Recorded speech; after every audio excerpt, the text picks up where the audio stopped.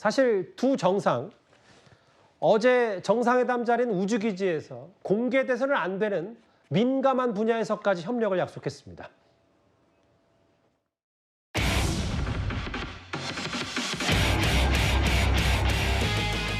이게 혁신적인 기술로 만든 관리탑입니다. 다른 데에 없습니다. 이게 뭐 하여 수작기들은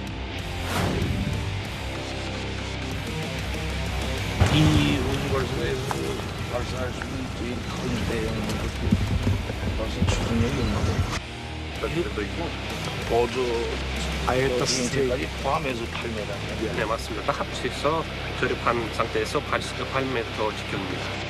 우주 당국이 신장과도 같은 이 발사장에서 항공의 기회를 마련했고 또 우주 당국의 현 주소와 앞날에 대해서 우리가 더 깊이 이해할 수 있는 그런 기회를 주신 데 대해서 영광을 생각합니다. 북한 김정은 얘기할 때 계속 의자만 보여서 큰일이라는 거죠. 일단 다시 본론으로 가보면 그 고영한 특보님. 북한에는 러시아가 위성 개발 기술을 주고 그리고 지금 우크라이나전을 임한 러시아에게 무기를 주는 게 대략적인 무기 거래 핵심인데 네. 전반적인 지금 그 정상회담 기류를 쭉 봤을 때 북한으로서는 얻은 게 분명히 있는 것 같습니까? 뭐 사실은 북한으로서는 저 우주 기지에 가서 우주 기술을 가져가도 뭐 위성 기술을 가져가도 북한으로서 얻은 게 있을 것 같고 예. 푸틴은 푸틴대로 또 탄약이 지금 뭐 1년에 거의 100만 톤, 200만 톤씩 지금 소비한다는 거 아니겠습니까?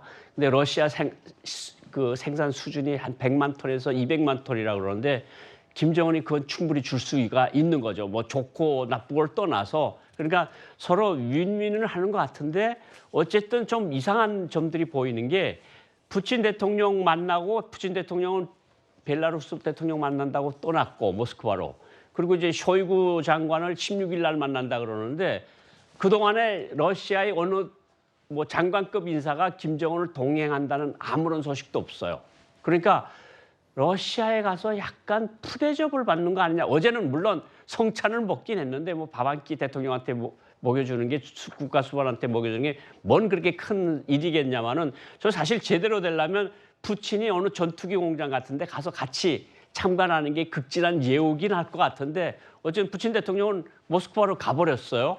그걸 보면 어쨌든 저것이 러시아로서도 그냥 필요한 것만 얻어내고 취하고. 그냥 돌아섰다 이렇게 평가가 가능할 것 그럼 같습니다. 저희가 제목으로 좀 짚어봤던 김정은이 4일 달려가서 4시간 만나고 끝이냐 좀 허무하다 이런 표현도 분석도 충분히 끝나고 나올 수 있는 거네요. 그렇죠. 4시간만 만나고 그냥 2,700km를 갔고 또 많은 심지어 지금 김정은이 잠자리도 열차 아니라 그러거든요.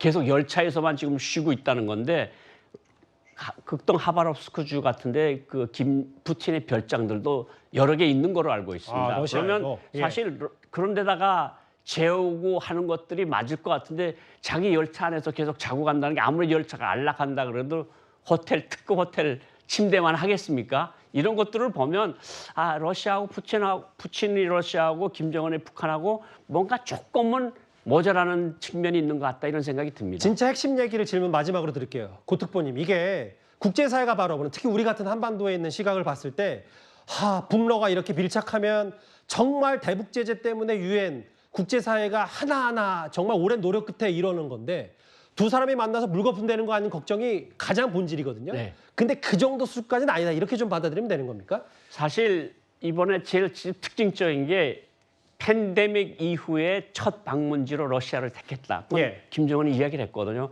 그럼 이제까지 북한을 도와준 중국은 입장이 뭐가 되겠습니까? 조금 난처하겠죠. 그리고 우리 국가의 첫 번째 1순위는 러시아다 그랬어요. 예. 김정은이 연설에서. 그 중국이 보면 중국이 상당히 기분 나쁠 이야기들을 하는 거거든요. 그러니까 저는 민감한 분야에서의 어쨌든 협력을 하겠다 그랬는데 이게 다 유엔 제재에 걸리는 거 아니겠습니까? 그렇죠. 그리고 뭐 러시아는 유엔 상임 이사국입니다. 이게 이사국이 지위도 지켜야 되면서 전쟁도 치러야 되는 이런 난감한 처지에 있는 것도 푸틴이 또 현실이기도 하거든요. 그렇죠. 근데 이런 현실을 이용해서 김정은은 또 뭔가 우주 인공위성 기술 같은 것을 받아오려고 하고 있고 이런 것들이 아마 이번에 조금씩은 뭔가 이상하다 그런 느낌이 듭니다. 실제로 회담 이후에 어떤 실질적인 교류가 있는지도 좀 잘 봐야 될 것 같습니다. 지금까지 들은 여러분들의 목소리를 만나볼 차례입니다. 첫 번째 댓글입니다.